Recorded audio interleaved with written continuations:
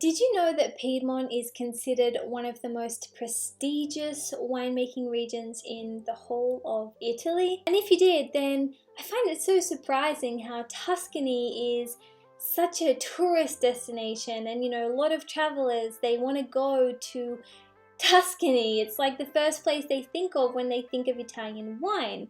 But Piedmont has so much to offer, and I really hope that we see a lot more tourists also catering to Piedmont in their travel itineraries in the future. But until then, I would love to share with you guys my passion for wine, Italian wine, and specifically Piedmont, as it is the region that I am located in, right through this YouTube channel. So if you do like learning about Italian wine and you do like drinking Italian wine, then make sure to subscribe.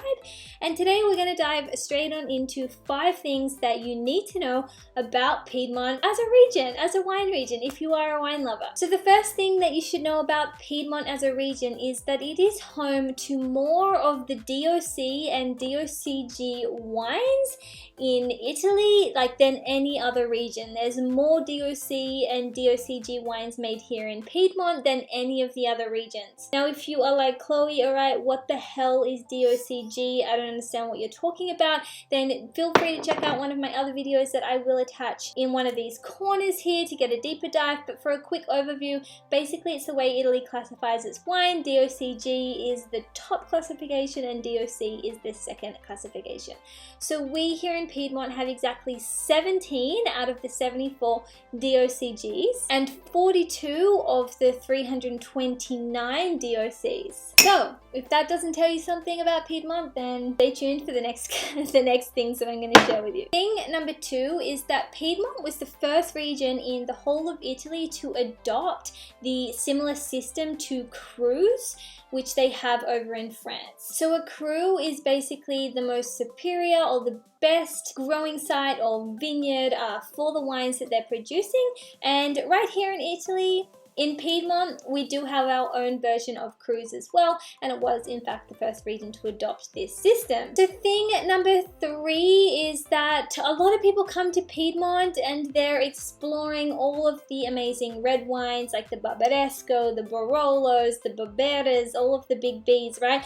But little do they know that Piedmont also produces some incredible white wines. A couple of my favorites include Gavi and Cortese and also Roero Arnese. Anyways, there's just so much beautiful white wine here as well, so I suggest you guys, when you are shopping for your Piedmont wines, to go and have a look at some of the white wines that we produce here too. Tell me what you think as well. So this kind of brings me on to thing number 4, which is that Barolo and Barbaresco, yes, there is a lot of Barolo and Barbaresco here, but it only makes up 3% of the total of Piedmont's total wine production. So can you imagine all of the other native grape varieties and incredible varietals that are yet to be explored by you guys here in Piedmont? And thing number 5 is that Piedmont is full of so many different wine regions. So a lot of people come here and they think of Langhe because Langhe is the most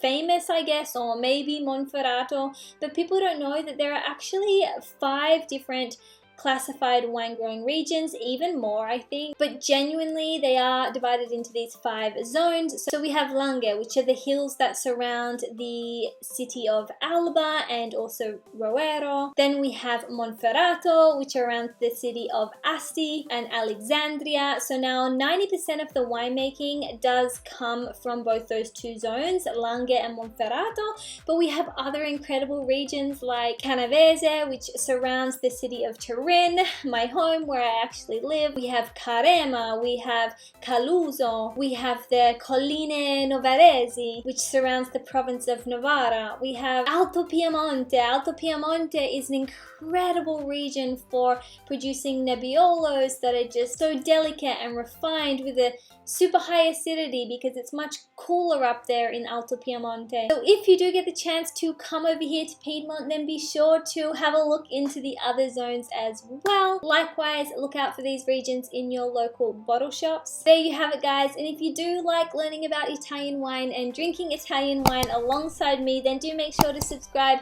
give me a thumbs up or a thumbs down as a way of letting me know what content you guys like, and I'll see you guys on my next video. Ciao for now. So the first thing that you should know about Piedmont, is that 17 of the and 7 even more, I think.